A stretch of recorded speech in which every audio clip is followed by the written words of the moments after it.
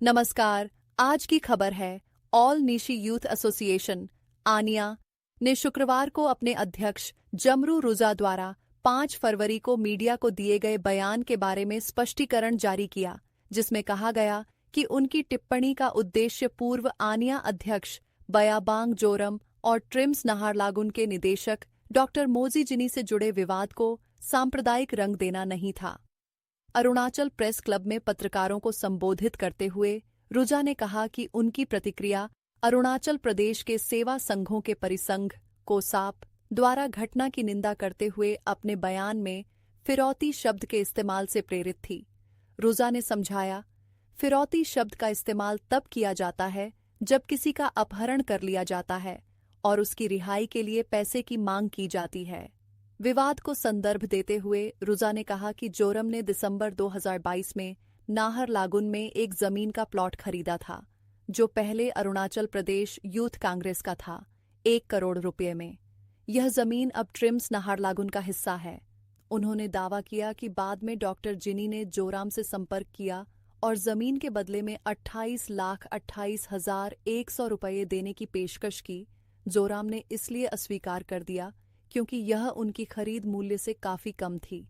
हालांकि जोराम ने अंततः इस शर्त पर जमीन दान करने का फैसला किया कि ट्रिम्स नाहरलागुन उनके और उनके परिवार द्वारा दान को मान्यता देते हुए एक आधार स्तंभ बनाएगा। रुजा के अनुसार, जबकि डॉ जिनी ने शुरू में इस शर्त पर सहमति जताई थी, लेकिन वे कथित तौर पर इसे पूरा करने में विफल रहे, जिससे जोराम हताश हो गए। रुजा ने कहा, बार बार याद दिलाने के बावजूद डॉ जिनी की ओर से कोई प्रतिक्रिया नहीं मिली, जिसके कारण आखिरकार जोराम बुधवार की सुबह उनके आवास पर गए।